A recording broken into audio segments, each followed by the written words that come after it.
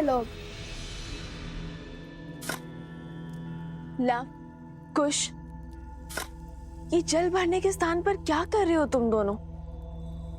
यहाँ और ये सर पर मटके? सब बताते हैं माता, सब बताते हैं। बस कुछ क्षण रुक जाइए।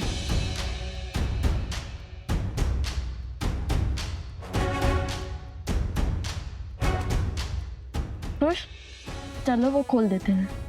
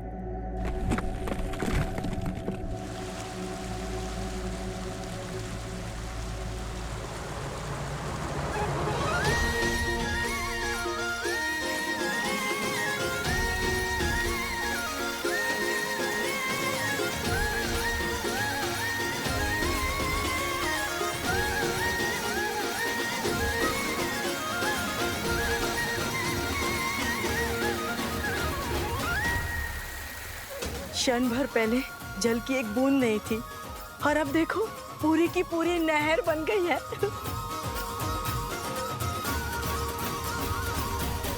और लव कुश की चिंता छोड़ दो बंदी हुई, अपने पिता और माता की भांति उनमें भी हर संकट का हल खोजने का सामर्थ्य है।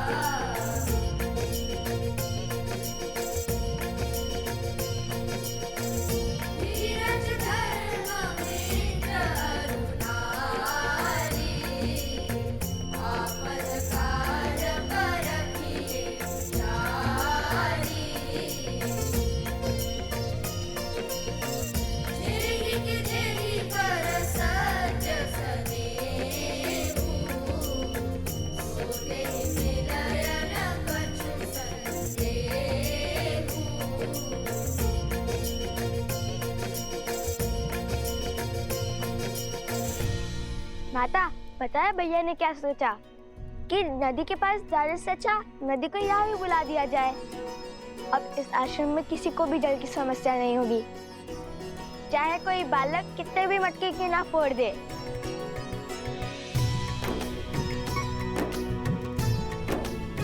कार्य मेरा था, परंतु सुझाव कुश का।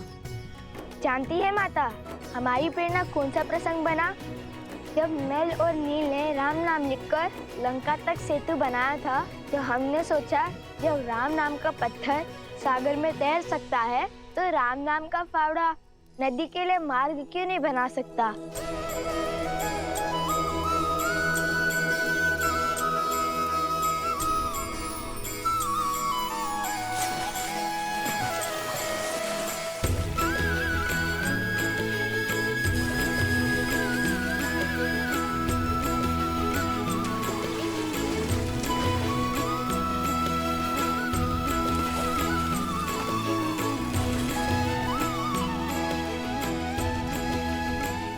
ईश्वर ने लव कुश के भविष्य में क्या रचा है वो तो मैं नहीं जानता, किंतु इतना अवश्य जानता कि ये दोनों अपने भविष्य को आलिंगन करने के लिए पूर्ण रूप से सजे।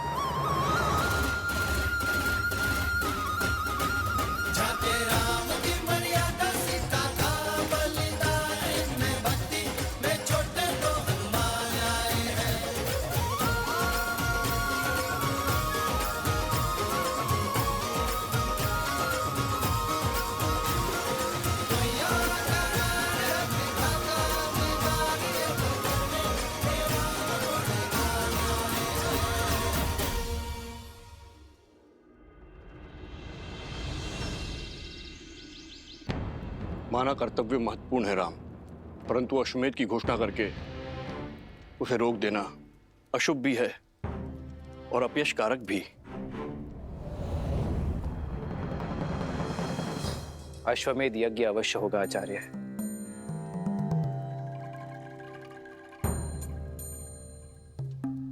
अभी मैं युद्ध में जा रहा हूं आचार्य, किंतु मेरे युद्ध से लौटते ही ये यज्ञ आरंभ होगा।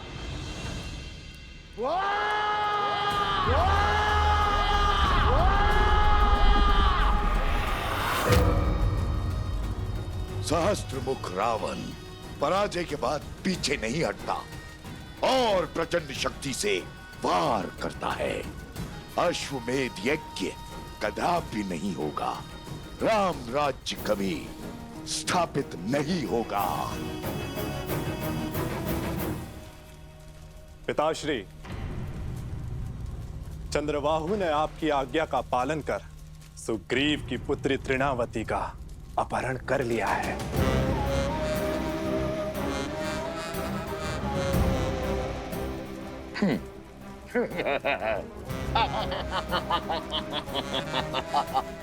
कैसे कैसे बचोगे राम मेरे इस प्रहार से? अब राम को सुग्रीव की सहायता के लिए जाना होगा और अयोध्या अश्वमेध यज्ञ से वंचित रह जाएगी। और राम के जाते ही हम अपनी शक्ति से उसकी प्रजा में पुनः धर्म की स्थापना कर देंगे।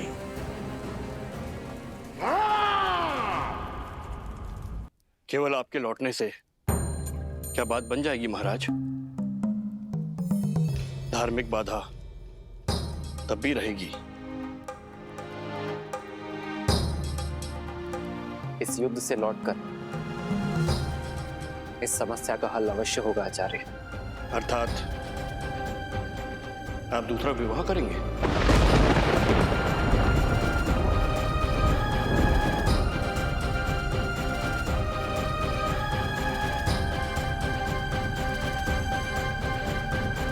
रघुकुल रीत सदा चली आई, प्राण जाए पर वचन न जाए। एक बार वचन देने पर उस विषय में आपका शिष्य दोबारा कैसे सोच सकता है? मैंने सीता को एक पत्नी व्रत का वचन दिया है, परंतु मेरे विवाह के बिना भी अश्वमेध यज्ञ अवश्य होगा।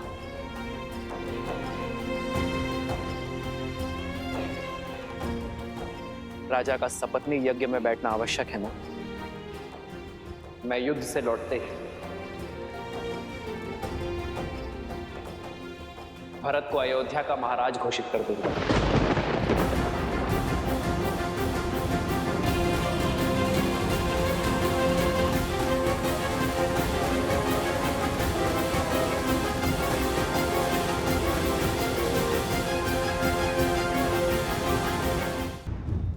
भैया, और तब भरत अपनी पत्नी के साथ यज्ञ की वेदी पर भी बैठेगा और अयोध्या का महाराज होने के नाते अपना दायित्व भी निभाएगा।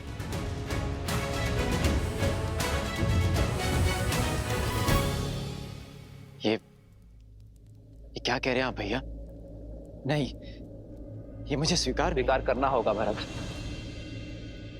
क्योंकि ये मेरा निर्णय है। समझने का प्रयास करो भरत। या तो तुम अयोध्या के महाराज बनोगे या सीता का ये राम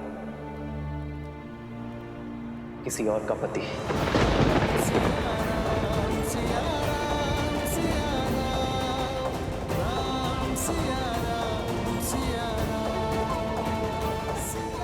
और मेरा चयन तुम जानते हो भरत। मैंने एक पत्नी व्रत धारण किया है।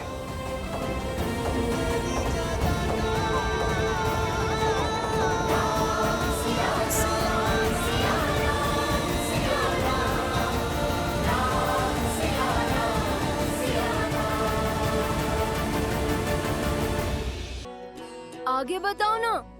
जब तुम नदी के पास पहुँचे फिर क्या हुआ?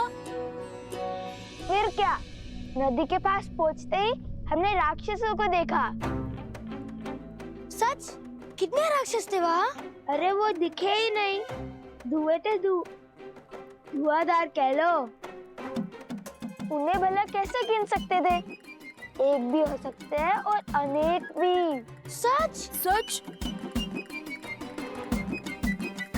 फिर तुम्हें भय तो बहुत लगा होगा ना?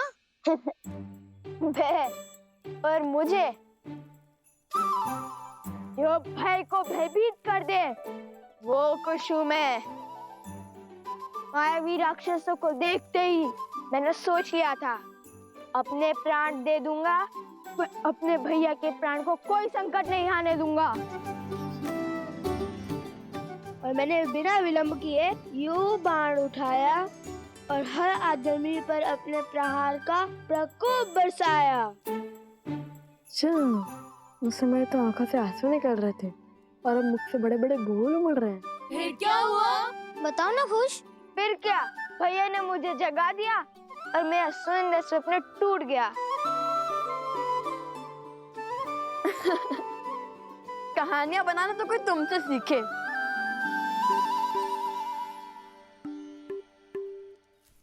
कथा का सार ये है कि माताओं को कितना कष्ट होता है इतनी दूर जाकर जल लाने में। तो हमने सोचा कि जल को ही माताओं के पास लेके आए।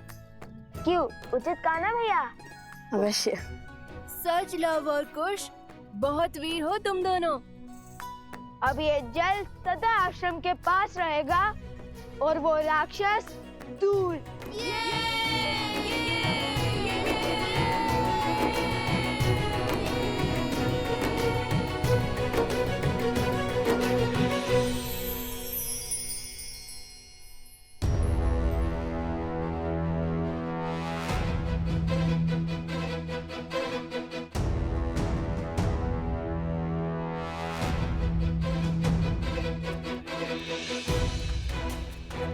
महाराज, क्या समाचार लाए हो अंगद? हमारे पास इतनी सेना नहीं है कि हम इस दुर्ग को चारों ओर से घेर सके महाराज। परंतु आप निश्चिंत रहे महाराज। मैंने प्रण लिया है उस चंद्रबाहु का वध करने का, जिसने बिना कारण आपकी किष्किंधा राज की पुत्री का अपहरण किया। अंगद, हमें शीघ्रता करनी होगी। इस किले को भेदना होगा हमें, इससे पहले कि इस किले से आक्रमण हो।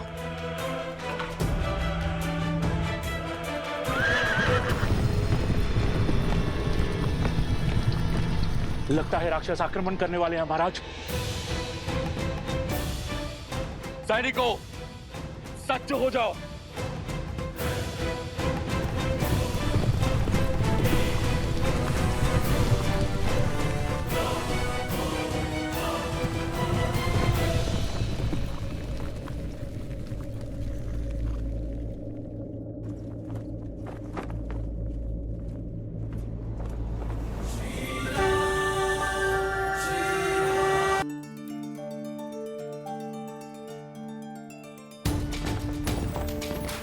ये तो प्रभु श्री राम पधारे हैं।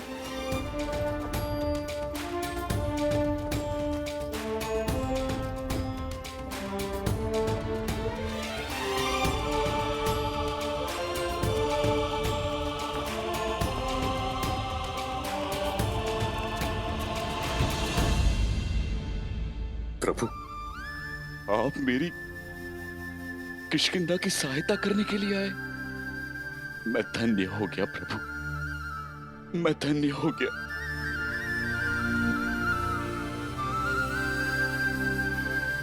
प्रभु नहीं, आपका मित्र आया है।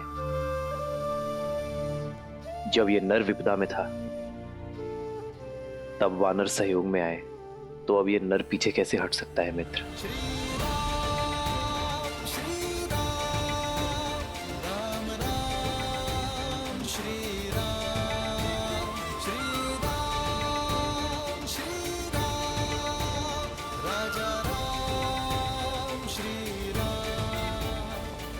इस संसार की प्रत्येक नारी, चाहे वो माता हो, बहन हो,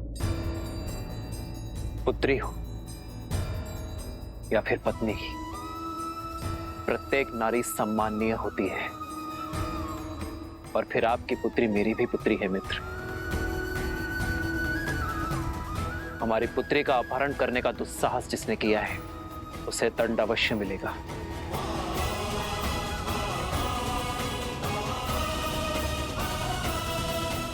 महाराज, हनुमान, किष्किंधा की पुत्री का अपहरण करने वाला बचेगा नहीं।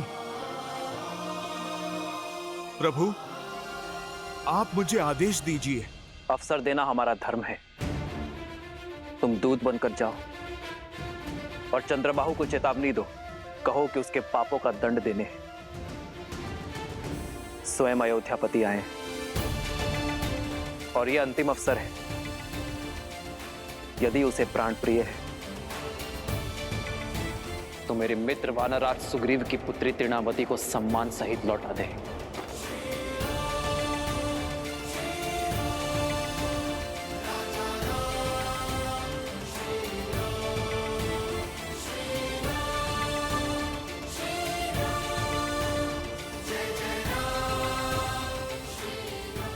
ये इस समाज,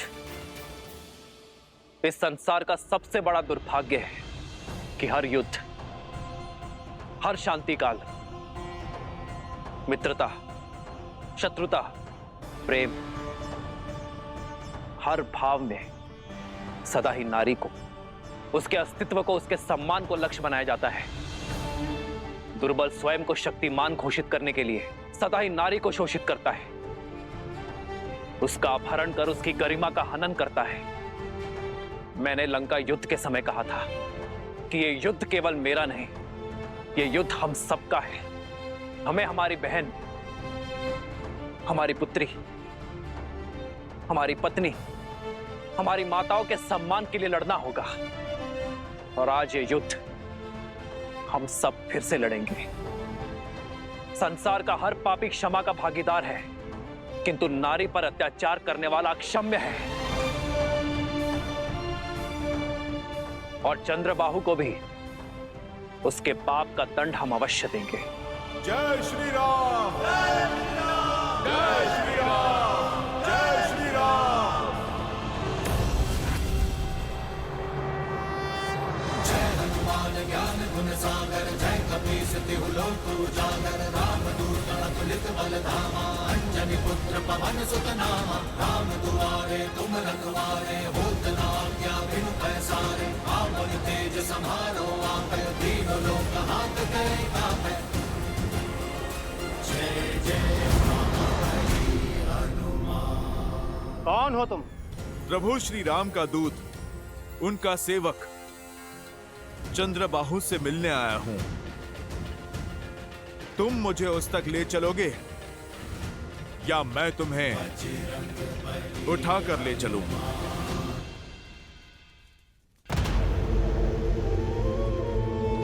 आओ वानर, बोलो क्या संदेश लाए हो?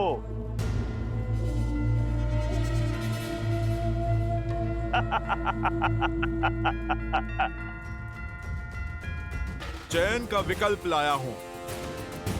इसे तुम संदेश समझो या फिर चेतावनी। ये तुम्हारे हाथ में है चंद्रबाहु। मेरे प्रभु श्री राम का आदेश है, या तो वानरराज सुग्रीव की पुत्री को तुम सम्मान सहित लौटा दो, या फिर अपनी मृत्यु के लिए सज्ज हो जाओ।